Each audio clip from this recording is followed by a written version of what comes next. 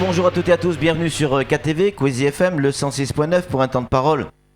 Toujours en direct à la radio et à la télévision. Notre invité ce matin n'est autre que Rivo, le patron du SNUPP. Rivo en une de France Mayotte, ou quasiment en une. Samuel Baucher met en exergue vos doutes concernant les chiffres de construction. Sur quoi vous doutez ?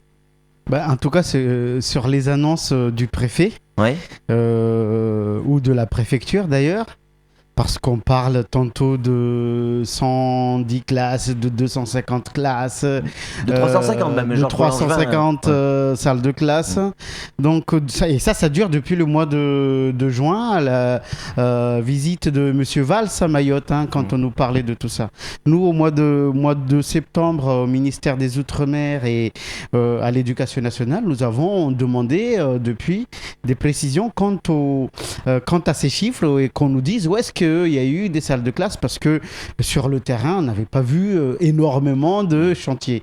Et c'est à la suite de ces interrogations que le 15 octobre, la préfecture a publié un communiqué parlant effectivement de 11 salles de classe, nouvelles salles de classe en 2015. Alors, entre le mois d'octobre et le mois de janvier, ou voire le mois de février, on vient nous ressortir le chiffre de 300 ou de 250. Enfin bon, c'est un peu brouillon. Il va falloir qu'on soit très clair dans ce qu'on annonce, parce que nous, peut-être qu'on ne sait pas compter le nombre de salles de classe, mais nos yeux regardent un peu là où il y a des chantiers. Et j'ai pas l'impression qu'il y ait eu énormément de chantiers ou de construction de salles de classe. Rivo, vous êtes enseignant, vous savez normalement vous savez compter. Est-ce que vous avez compté sur le terrain les classes, les nouvelles classes depuis fin 2014, début 2015 à aujourd'hui? Alors, moi, si je me réfère effectivement à ce qui a été écrit le 15 octobre où on nous dit 11 salles de classe, je pense que c'était très réaliste. Très réaliste. Là, aujourd'hui, quand on nous annonce 300 salles de classe, si peut-être des fois je ne suis pas expert en mathématiques, mais les patrons qui ont en charge des constructions devraient effectivement être capables de confirmer ce qui est annoncé en termes de 300 salles de classe. Mais voilà, je pense qu'il y a quand même manipulation des chiffres de la part du préfet. Pourquoi on ne nous donnerait pas les vrais chiffres ? Non, mais c'est parce que très clairement, le président de la République s'était engagé à livrer 100 salles de classe par an à Mayotte pendant sa mandature. Nous sommes à la veille de la fin de la mandature. Et donc, peut-être il va falloir jouer soit les méthodes Coué, soit tripatouiller des chiffres qui peuvent exister ou pas. Est-ce que, selon vous, c'est une question sincère, Rivo, est-ce que c'est le président François Hollande qui n'a pas respecté sa parole, ou ses services, ou c'est les services de l'État qui n'ont pas pu parce qu'ils n'avaient pas les moyens financiers ? D'après vous, qui ment, qui triche ? Moi, en tout cas, j'ai tout fait pour avoir l'engagement du président. À l'époque, il était candidat. Mais il est revenu à Mayotte, il l'a confirmé. Donc, il n'avait plus de pistolet sur la tempe, d'ailleurs, puisqu'on n'était même pas à côté de lui. D'accord ? Donc, nous voulons constater sur le terrain les 500 ou 600 salles de classe qui avaient été promis. Il n'y en a pas. Il n'y en a pas. Et aujourd'hui, on nous dit, alors, entre-temps, ils essaient de glisser par voie de presse qu'en fait, il manquait plus que 300 salles de classe. Moi, je veux bien qu'on compte le nombre de salles de classe qui manquent, qu'on compte le nombre d'élèves qui ne sont pas scolarisés, qu'on compte le nombre de classes livrées, qu'on compte le nombre de classes rénovées. Mais malgré nos demandes, il y en a eu depuis le mois de septembre, en tout cas pour cette année scolaire. Nous n'avons pas eu de tableau. Je pense qu'un tableau à 3 ou 4 colonnes peut être fait très rapidement. Il n'y a pas besoin d'experts de l'ENA qui viennent faire des enquêtes là-dessus. Samuel Baucher, le rédacteur en chef de France Mayotte Matin, une question vous posez, Rivo. Alors, vous interrogez aussi, à mon avis à juste titre, sur le SMIAM, le syndicat qui est mort officiellement depuis le 1er mai 2015, il y avait tout un parc de chantiers qui étaient en cours ou quasiment sur le point d'être fini. On n'a toujours aucun bilan. Selon vous, et vous dites, mais comment peut-on aligner autant de chiffres alors qu'on n'a même pas fini la liquidation ? Non, mais d'abord, il y a une chose, nous ramassons plein de coups là-dessus sur la mort du SMIAM. Nous assumons cette position que nous avons tenue depuis 2007, compte tenu des difficultés du SMIAM. Ok, mais maintenant, c'est pas au mois de mai que c'était mort. Depuis le mois d'octobre 2014, il y a eu l'arrêté annonçant la mort. Mais maintenant, nous posons des questions quant à l'effectivité de la mort, puisque les actifs et les passifs, pour ceux qui comprennent cette affaire-là, n'ont pas été réglés. Donc, il y a ça de première... de questions. Deuxièmement, à un moment, j'avais entendu de la part de la préfecture qu'effectivement, elle allait s'occuper des chantiers en cours. Moi, je sais qu'à Mgombani, il y a un chantier qui est presque fini, qui est encore en attente. Il y avait eu à Passamenti, apparemment, ça a commencé à ouvrir. Il y en avait aussi à Tsunzu. Si ma mémoire est bonne, j'attends voir le chantier. En tout cas, il y a plein de trucs qui existent qui n'ont pas abouti quelque part. Il y avait même Raos qui avait parlé de Kungu d'ailleurs. Donc voilà, ce sont des trucs qui existent, qui pourraient d'ailleurs faire gonfler leur chiffre de 100 quelque chose, mais sur le fait, on ne voit pas de réalisation. Rivo, vous êtes un syndicaliste, donc sensible à différents mouvements de grève. Celui d'aujourd'hui, pour vous, c'est un échec pour FO Transport ou pas ? Non, c'est un échec, surtout quand il n'y a pas de solution par rapport aux problèmes qui sont posés. Ouais. J'ai l'impression qu'on veut continuer dans... Oui, mais a priori, ça choque pas énormément de monde, puisque les problèmes dont tout le monde parle, sur 230 bus, il y a 40 bus à l'arrêt. Après-demain, on va continuer à relancer encore le problème qui est soulevé, les problèmes qui sont soulevés par les syndicats, par les personnels, et on reparlera encore de ces phénomènes de violence et ce problème d'insécurité. Et est-ce que ça sera l'échec de ceux qui ont alerté, de ceux qui agissent ? Je ne sais pas. Ça sera l'échec de ceux qui veulent gérer au jour le jour le problème, alors qu'on sait pertinemment que la gestion, le pansement ou le bricolage que nous sommes en train de faire par rapport à cette situation, à ces situations, ne paye pas, puisqu'on est en train de le faire depuis le mois 2010, on va dire. Vous comprenez, Isiaka, quand il dit que si effectivement il y a une personne qui est agressée ou un bus qui est caillassé, il portera plainte contre les transporteurs. Est-ce que là, c'est pas un espèce de règlement de compte à hockey choral ? Non, mais entre transporteurs. En tout cas, peut-être le syndicat peut ne pas porter plainte, mais ça sera la personne qui peut porter plainte à partir du moment où tout le monde est conscient de la situation dans le département. Donc, si ce n'est pas le syndicat, ça sera la personne. En tout cas, nous encourageons tous les salariés qui sont exposés à ces situations-là à agir de la sorte. Samuel ? Oui, moi je suis un petit peu étonné, je vous avouerai, sur le cas des transporteurs et de la grève.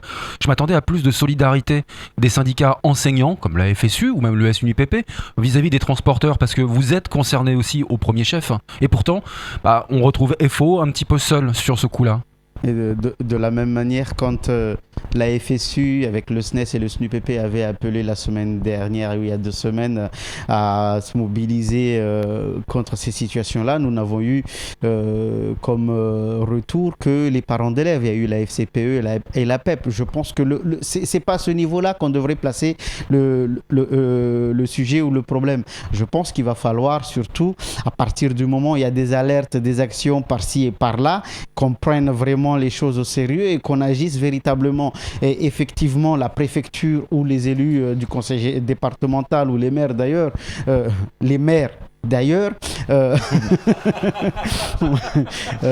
il n'y a pas de jeu de mots. Non, mais il va falloir qu'on comprenne que ce n'est pas eux seulement qui pourront régler. Eux, ça sera seulement de... Non, mais eux, par exemple, parler des élus et des maires, d'ailleurs, Siaka le disait tout à l'heure, il déplore, et il était très en colère, et c'était hier sur notre plateau, il déplore l'absence des élus à la réunion qui a eu lieu en préfecture pour trouver une solution, une issue à la grève qui a démarré aujourd'hui. Je vous garantis que si l'État pouvait prendre la fuite, l'État aurait déjà pris la fuite et l'avion carrément d'ailleurs.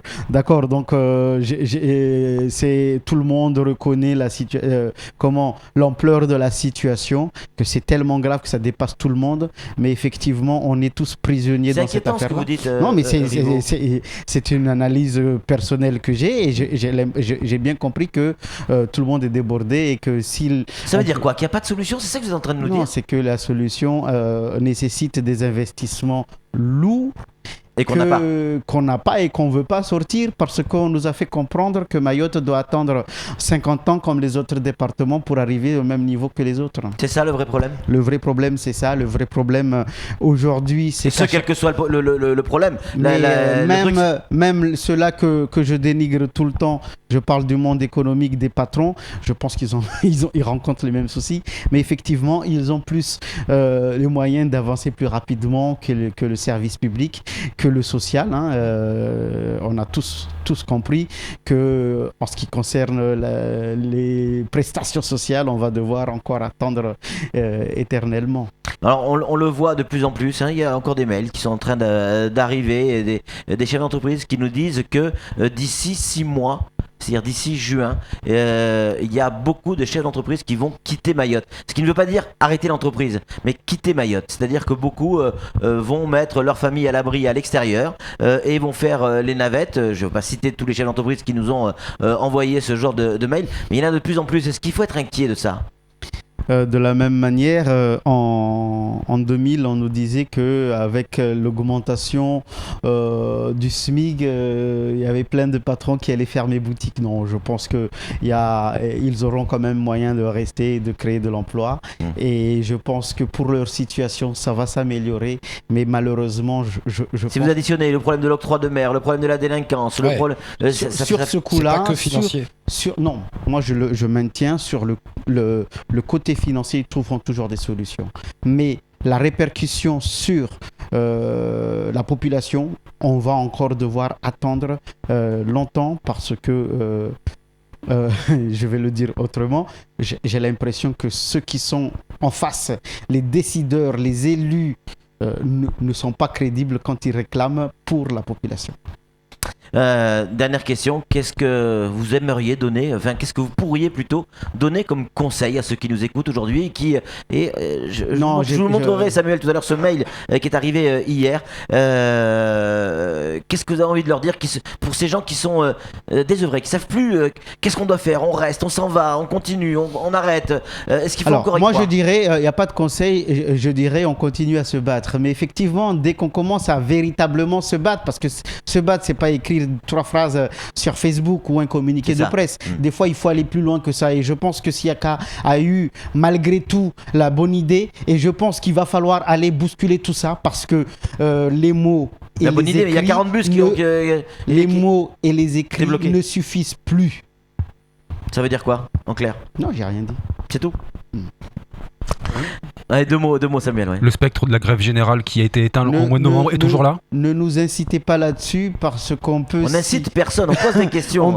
On peut se retrouver dans des difficultés, on nous dira après que c'est à cause de... Quand un syndicat dit que c'est irresponsable d'appeler les gens dans la rue, alors qu'on sait bien que c'est tendu actuellement dans le département, eh ben, je pense que l'irresponsabilité vient de ceux-là qui freinent, qui empêchent les autres d'avancer, d'agir. Avancer, non, d'agir, parce que aujourd'hui nous avons tous compris que là-bas, ils espèrent seulement qu'on n'agira pas. Les écrits, ils en ont reçu plein. D'accord. Les mots, même les insultes, ils sont capables de les surmonter aujourd'hui. Sauf Laurent Blanc. Vous comprenez? Donc aujourd'hui, malheureusement, on doit arriver à ce niveau-là, mais effectivement, on aura toujours les illuminés qui nous diront « Allez, soyez indulgents, soyez pas impatients, ça va se faire ». Merci beaucoup Rivo d'avoir répondu à nos questions. C'est tout pour ce temps de parole. Tout de suite, la suite de nos programmes.